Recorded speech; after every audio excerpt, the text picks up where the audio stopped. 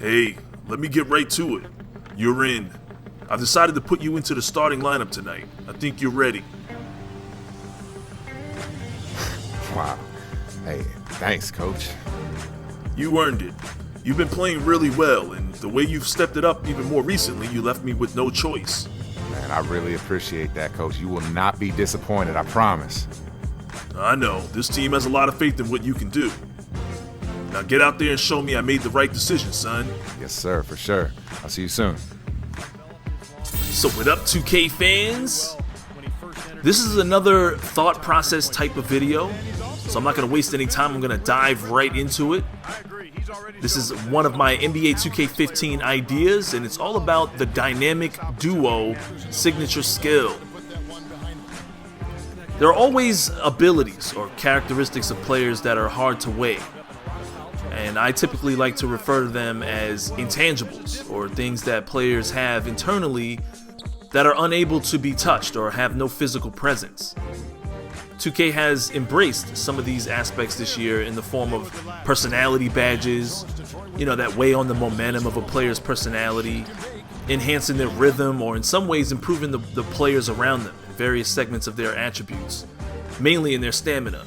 Right here we are live on BS TV, where amazing BS happens. Look how Aaron Aflalo's back is to me after that crossover.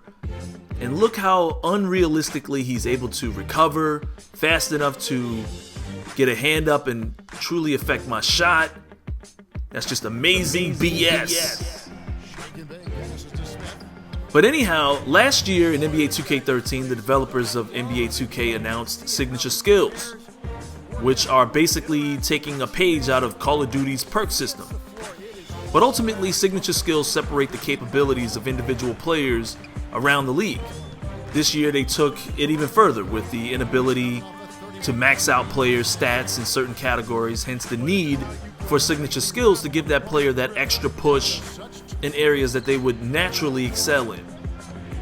I still feel that in the case of MyCareer or MyPlayer characters, there's still not a significant enough difference in the players, because on the park or on the blacktop or in crew, whatever you want to call it, I've seen 7-foot centers that can still pull off Sham God, Kyrie Irving dribbles, shoot with the likes of Ray Allen or Danny Green, and push the floor fast enough to keep up with John Wall or a Brandon Jennings, etc., etc.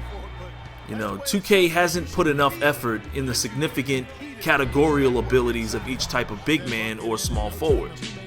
And you're able to, as my buddy D-Man would say, have a fusion of all the greats welded within any creation, therefore granting you a player that is ultimately overpowered at the max level. But that's beyond what I'm talking about today. I want to suggest something that 2K or no other basketball game studio has ever truly embraced, and it's the most significant, most intricate, and in some ways most obvious intangible that is in most cases the key ingredient to any team winning championships. Throughout the history of the NBA, there has always been phenomenal dynamic duos. In the 80s, we had Magic Johnson and Kareem Abdul-Jabbar, who combined to win 5 NBA championships with the Lakers, reaching, I think they reached the NBA Finals 8 times in 10 seasons. You also had Michael Jordan and Scottie Pippen, who dominated the 90s and were winners of 6 out of 8 NBA championships between 91 and 98. If you go further back, you have Larry Bird and Kevin McHale. They led the Celtics to 3 NBA championships in 81, 84, and 86. If you trip back to the 50s and the 60s, you have Bill Russell and Bob Cousy, who teamed up for 6 NBA championships before Cousy retired. And we all know Bill, he would go on to win another 5 titles. Some dynamic duos won titles and others were just great. In Utah, you had John Stockton and Karl Malone. There was the famous Julius Erving and Moses Malone, nearly undefeated in the playoffs back in 1983. We also remember the three-peat Shaq and Kobe gave us between 2000 and 2002. How about the Twin Towers and Tim Duncan and David Robinson, winning 2 in 99 and 03? What about the bad boys of Detroit, Isaiah Thomas and Joe Dumars, winning 2 in 89 and 90? I was actually a huge fan of the Gary Payton, Shawn Kemp, the Sonic Boom of Seattle. Jerry West and Wilt the Stilt Chamberlain. There was Walt Frazier and Willis Reed. There were other great duos that led into the modern era as well. Mike Bibby and Chris Webber in Sacramento. We also had Allen Iverson and Carmelo Anthony for a short time. What about Latrell Sprewell and Allen Houston? Or Chris Mullin and Tim Hardaway? Who remembers Muggsy Bogues and Larry Johnson, Grandmama? Before it was LeBron James and Dwayne Wade, there was Tim Hardaway and Alonzo Mourning in Miami. What about Charles Oakley and Patrick Ewing? Shaquille O'Neal and Penny Hardaway? Who remembers Kevin Garnett and Stephon Marbury? Right here, we're coming up on the end of my game against the Toronto Raptors. And despite my 37 points after this three-point shot right here, got him, coach! And 13 assists, we're still unable to get the victory against the Raptors, but we lose by 1 point in a very, very close game. Well, we've heard that you'll be part of the starting lineup moving forward. Does this validate all of your hard work? I mean, I've been working hard, but it's not about validation.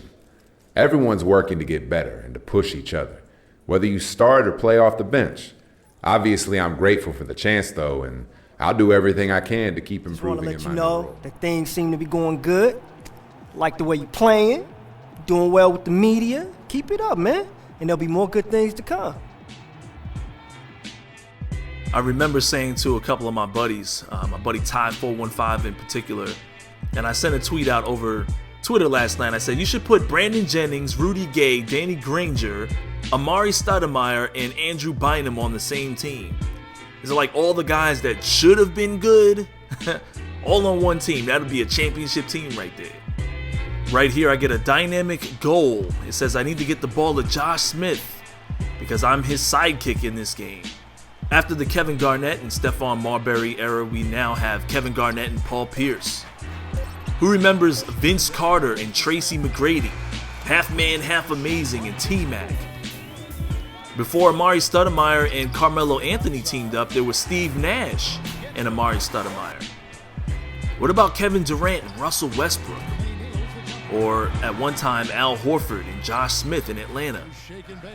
Now we've got Damian Lillard and LaMarcus Aldridge, Tim Duncan and Tony Parker. Before it was Dwight Howard and James Harden, we had Dwight Howard and Vince Carter. What about Chris Paul and Blake Griffin? We also had Kevin Love and Ricky Rubio, Kyrie Irving and Deion Waiters. These are just some good examples of teams trying to create that dynamic duo mechanic. The point is, players never win championships alone. It takes a team, and in most cases, when a championship is won, there is a duo dynamic that is clearly the heart of that team's success.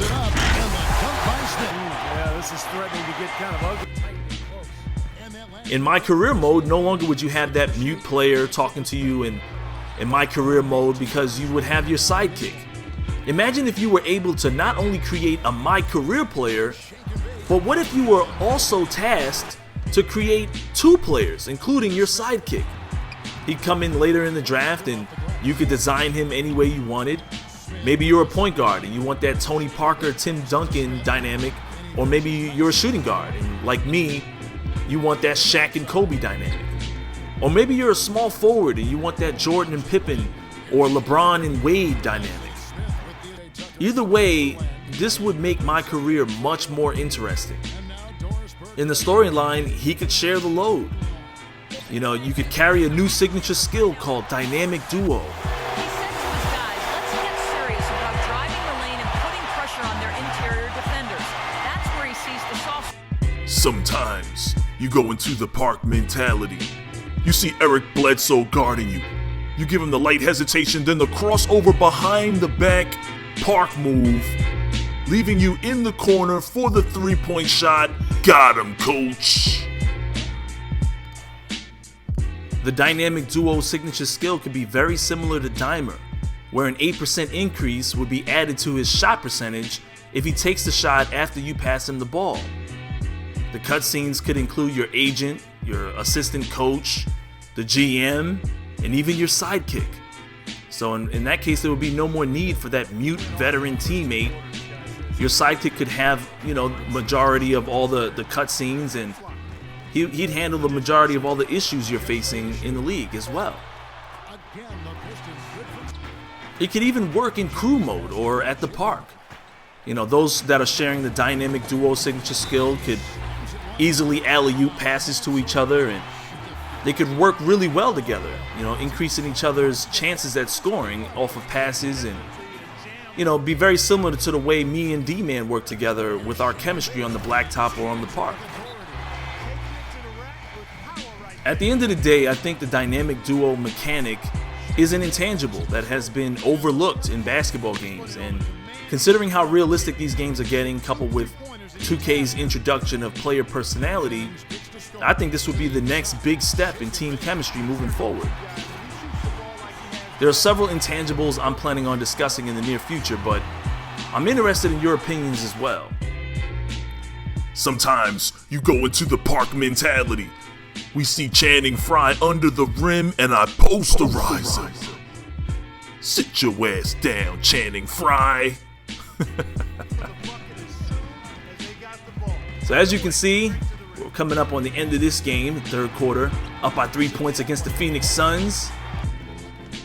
And ever since I switched it to 12-minute games, man, I never used to play 12 minutes on YouTube because generally I like to play my season a lot faster. 8-minute games, 10 minutes in the playoffs, and I usually move it up to 12 minutes when I get to the finals. But moving it up to 12 minutes gives me a lot of space and a lot more time to get those triple doubles, and I'm averaging a double-double very easily.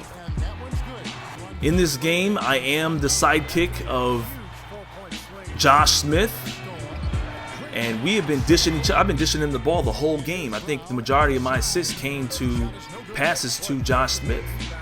I finished the game with 49 points and 16 assists. So I gladly embrace the sidekick role in this gameplay.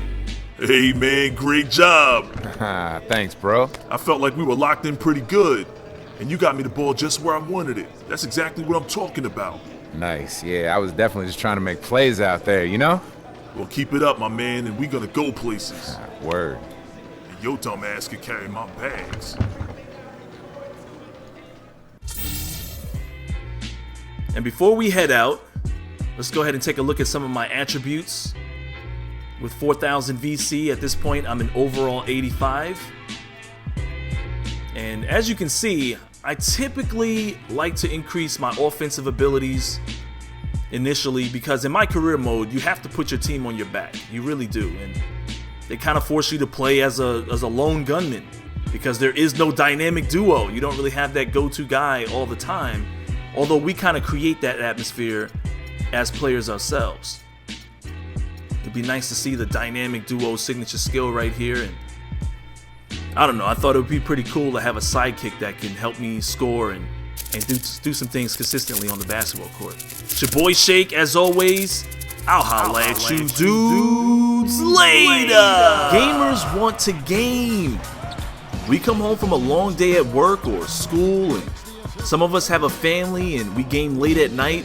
That's what makes gaming great, because you don't have to sit around and wait like you do in real life. And then you're lucky.